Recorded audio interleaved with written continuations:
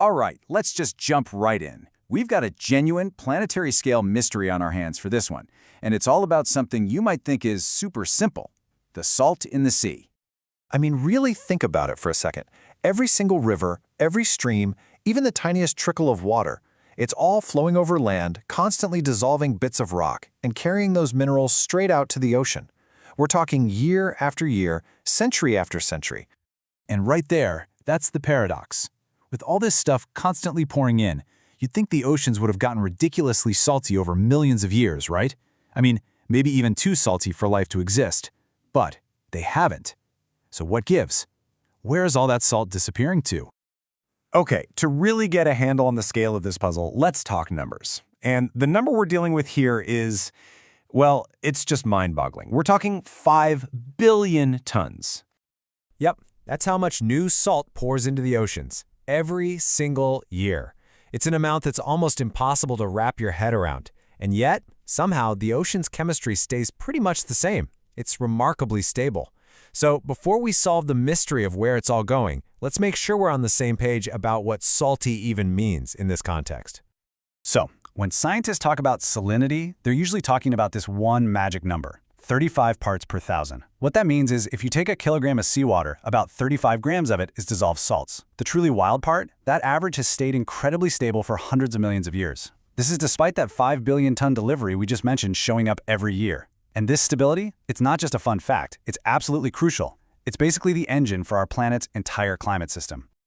All right, so first things first, let's follow the money, or in this case, the minerals. We're going to trace the journey of all this salt from where it starts all the way to the sea. This is the input side of our big salt budget. And this breakdown is super interesting. You can see right away there's one major player in this whole game. Yeah, you've got some salt coming from deep sea vents and a few other small things, but look at that. The overwhelming majority, like 90%, comes from one single source: rivers. So, how in the world do rivers get so salty in the first place? Well, it's actually a really cool bit of chemistry. It all starts with rain.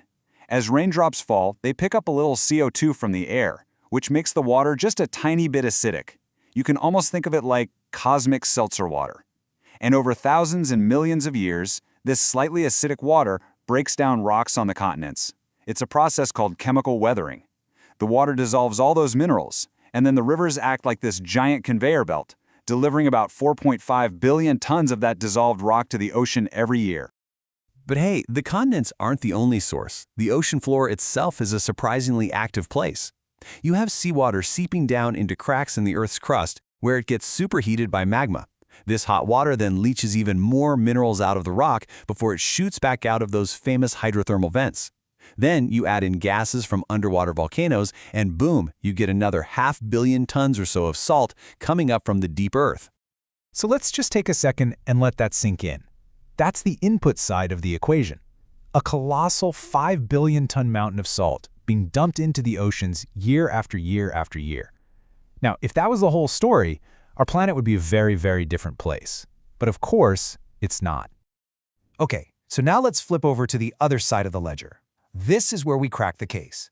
For the ocean to stay in balance, there has to be a way to get rid of the salt, right? There have to be outputs that are just as powerful as the inputs. And, as it turns out, the Earth has a few tricks up its sleeve. And one of the biggest players here is life itself. It's this amazing process called the biological pump. You have countless marine creatures, everything from tiny plankton to huge coral reefs, and they're all pulling dissolved minerals like calcium right out of the water to build their shells and skeletons. Then, when they die, they sink, and they take those minerals with them straight down to the seafloor. Over millions of years, this creates these thick layers of rock, locking away gigantic amounts of those minerals for good. Biology isn't the only thing at work, though. There are also some purely geological and chemical processes happening. For instance, in some shallow, isolated seas, the water evaporates faster than it's replaced.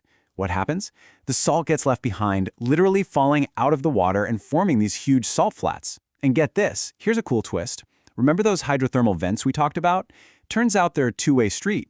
While they're pumping some minerals in, they're also pulling other ones, like magnesium, out of the seawater. Kind of wild, right? And this is the aha moment. When you add up all these removal processes, the life, the evaporation, those weird chemical reactions at the vents, you get a number that should sound very familiar. It's roughly, you guessed it, 5 billion tons. 5 billion tons of salt are removed from the ocean every year. The output perfectly, beautifully matches the input. So the big takeaway here is that the ocean isn't just some static bathtub that's slowly filling up with salt. No, it's a system in what scientists call dynamic equilibrium. That's just a fancy way of saying it's in a constant state of change. But all that change adds up to create this incredible overall stability. This really lays it all out, doesn't it? It's exactly like a bathtub where the tap is on full blast, but the drain is open just enough that the water level never actually changes.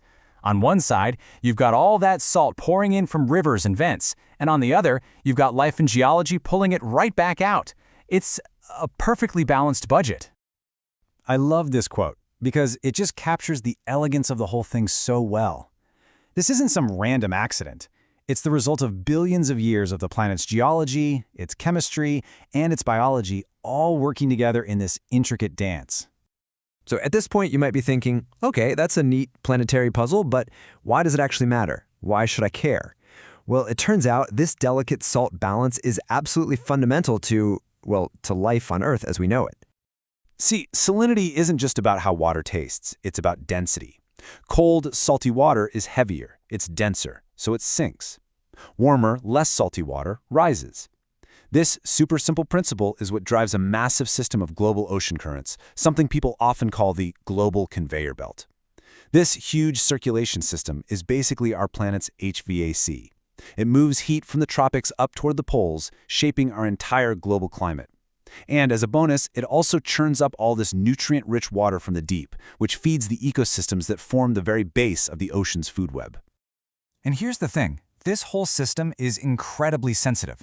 Just imagine what happens when massive amounts of fresh water start pouring in from, say, melting ice sheets in Greenland. That sudden flood of less dense water can act like a brake on the whole conveyor belt, maybe slowing it down or even changing its path. The knock-on effects of that could be enormous. We're talking more extreme weather patterns all over the globe. So yeah, the stability of our climate is directly tied to keeping this salt balance just right. And that brings us to the final and maybe the most critical question. This incredible balance was built up over eons. We're talking hundreds of millions of years. But now, for the first time, human activity is messing with the inputs. We're changing rainfall patterns, we're melting glaciers at an unprecedented rate. Now, the system has proven to be amazingly resilient in the past, but the changes we're making are happening in the blink of a geological eye, over decades, not millions of years. And that really leaves us with a cliffhanger, doesn't it? It makes you wonder, just how strong is this perfect balance really?